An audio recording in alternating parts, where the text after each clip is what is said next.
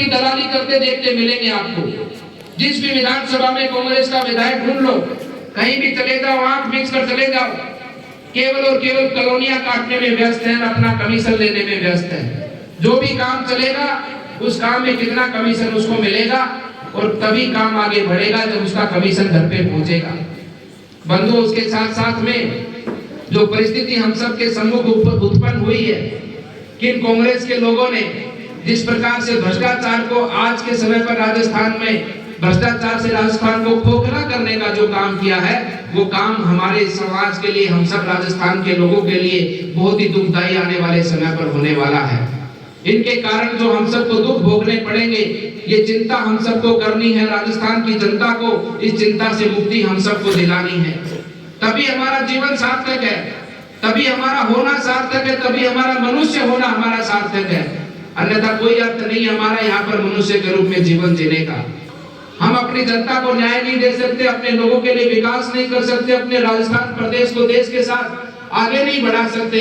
और एक कार्यकर्ता की भांति, एक देशभक्ति की भावना की भांति हम अपने निजी स्वार्थों को छोड़कर अपनी पार्टी और संगठन और देश को आगे नहीं बढ़ा सकते, तो इस जीवन का क्या अर्थ है। ये पार्टी केवल राजनीतिक संगठन नहीं है, ये पार्टी है देश सेवा को समर्पित, अपनी संस्कृति के उत्थान और विकास के लिए, अपने धर्म की स्थापना के लिए ऐसा करने वाली पार्टी है जो अपने देश की चिंता करती है, अपने देश के लोगों की चिंता करती है। देश के लोगों में कैसे सुख समृद्धि आए, उसका ही एक उद्देश्य लेकर मात्र ये पार्टी चलती है। इस पार्टी का यही उद्देश्य है कि हमारी संस्कृति, हमारा धर्म कैसे आगे बढ़े, हमारा देश कैसे आगे बढ़े। इस प्रकार से इस पार्टी का कार्यकर्ता भी हमारे देश की भावना के साथ जुड़कर, हमारे देश के साथ जुड़कर, हमारी संस्कृति के साथ जुड़कर, अपने इस देश को आगे बढ़ाने के भाव से इस पार्टी के साथ जुड़कर आने वाले चुनाव में मेहनत करे। एक स्वतंत्रता सेनानी की भांति, एक राष्ट्रभक्त की भांति, एक देश प्रेमी की भांति, एक भगवान के प्रति समर्पित होने वाले भक्त की भांति हम सबको पार्टी के इन उद्देश्य को आगे बढ़ाना है। हम सबको मिलकर इस पार्टी को आगे बढ़ाते हुए, क्योंकि इस पार्टी को आगे बढ़ाएंगे तो हमारा देश आगे बढ़ेगा, और हमारा देश आगे बढ़ेगा तो मेरा गांव आगे बढ़ेगा, और मेरा गांव आगे बढ़ेगा तो मेरा घर आगे बढ़ेगा। इस विचार के साथ, इस सोच के साथ हम सबको मिलकर काम करना है। इसी विचार के साथ हम सबको इस पार्टी को आगे बढ़ाना है। बहुत से कार्यकर्ता ऐसे सोचते हैं कि चुनाव में आएंगे, चुनाव जीतेंगे तो हमारे विधायक जीतेंगे, हमको क्या मिलेगा।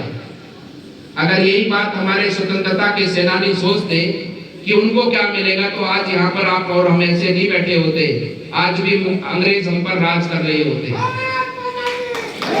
इसलिए कोई ना कोई व्यक्ति तो आगे आएगा, कोई ना कोई व्यक्ति आप में से ही विधायक बनेगा, कोई ना कोई व्यक्ति आगे देश की कमान संभालेगा, जैसे कि वर्तमान में हमारे प्रधानमंत्री जी ने संभाली है। लेकिन इस पार्टी का कार्यकर्ता और इस पार्टी के लिए काम करने वाला व्यक्ति और इस पार्टी का नेता वही टिकता है जो देश के लिए काम करता है, क्योंकि इस पार्टी के डीएनए में देशभक्ति है और देश के लोगों की सेवा है।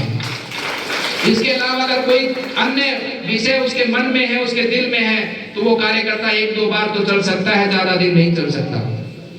इसलिए बंधुओं, इस पार्टी के साथ में हमें सत्ता प्राप्ति की लोभ नहीं है, हमें अपने देश को आगे बढ़ाना, अपने प्रदेश को आगे बढ़ाना है। और इस राजस्थान को ऐसे लोगों से, ऐसे जो तुष्टीकरण की राजनीति को बढ़ावा देने वाले इस प्रकार के अधर्मी लोग राजस्थान में जो बैठे हैं, इनको उखाड़ फेंकने का हम सबको काम करना है। क्या भूल गया है हमारा भीम विधानसभा पुजारी जी और पुजारी जी के परिवार की हत्या को?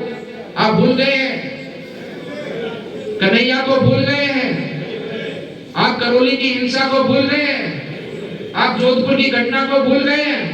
आप धारा 144 हमारे पर्व त्योहारों पर जिस प्रकार से लगाई जाती है उसको भूल गए हैं? आप भूल गए हैं उस विषय को, उस बात को, जब सीएम हाउस, जो फतवा हाउस कहलाता है, उस फतवा हाउस ने फतवा जारी किया था और कहा था कि कोई भी हिंदू अपने घर के ऊपर भगवा ध्वज नहीं लहराएगा। क्या भूल गए इस बात को? इसलिए बंधुओं, ये राजस्थान की जनता बड़ी दुखी है हमारी, क्योंकि ऐसी सरकार आजादी के बाद में नहीं देखी, जिन्होंने जिस प्रकार से तुष्टीकरण को बढ़ावा दिया, एक संप्रदाय विशेष के लोगों के लिए सारे दरवाजे खोल दिए।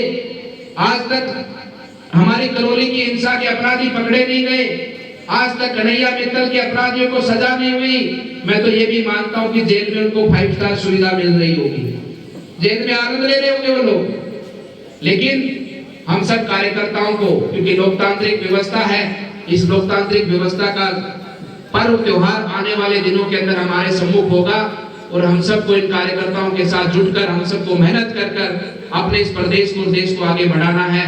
ऐसे भ्रष्टाचारी शासन से हम सबको मुक्ति इस कांग्रेस से दिलानी है और उन किसानों के साथ जो धोखा किया, उन युवाओं के साथ जो धोखा किया है, उनके खोए हुए सम्मान को हम सबको वापस लौटाना है। क्योंकि कांग्रेस के लोगों ने जिस प्रकार से दोबारा से झूठ की दुकान खोली है, इस झूठ की दुकान के सामान के बारे में आप सब जानते हो, इनकी वादा खिलाफी के बारे में आप सब जानते हो कि इन लोगों ने पहले 18 में भी यही वादा किया था, यही बोला था और फिर इन्होंने कुछ नहीं किया और अब फिर चुनाव के समय पर ये झूठ की रेवड़ियां बांटने लगे हैं। क्योंकि कांग्रेस के डीएनए में अगर कुछ 3 बातें हैं तो केवल 3 बातें यही हैं कि कांग्रेस तुष्टीकरण की राजनीति कभी नहीं छोड़ेगी, कांग्रेस भ्रष्टाचार से मुक्त कभी नहीं हो सकती, कांग्रेस परिवारवाद से मुक्त कभी नहीं हो सकती। यही उसका काम है और वही उसका ध्येय है और वही उसके डीएनए में और वही उन लोगों ने सीखा है और वही करने के लिए वो लोग अब पुनः आपके बीच में आ चुके हैं, पुनः अपनी झूठ की दुकान खोलकर बैठ चुके हैं। क्योंकि उनको ये समझ है, ये जानते हैं या ऐसा मानते हैं वो लोग, क्योंकि बार-बार उन्होंने जनता को धोखा दिया है, बार-बार जनता से झूठ बोला है और कहीं ना कहीं जनता के इस धोखे के, जनता के समझ के कारण या जनता को जिस प्रकार से उन्होंने धोखा दिया, उनको सत्ता में बैठने का मौका मिला है। लेकिन अब की बार राजस्थान की जनता उनके छलावे में आने वाली नहीं है और इस बार डंके की चोट भारतीय जनता पार्टी बनेगी और इस ऐसे अधर्मी लोगों का, ऐसे गुंडे के लोगों का, ऐसे माफियाओं का तसल्ली से इलाज करेगी और फिर कोई राजस्थान में इस प्रकार से सरेआम गुंडागर्दी, सरेआम गैंगवार, सरेआम गोलीबारी करने की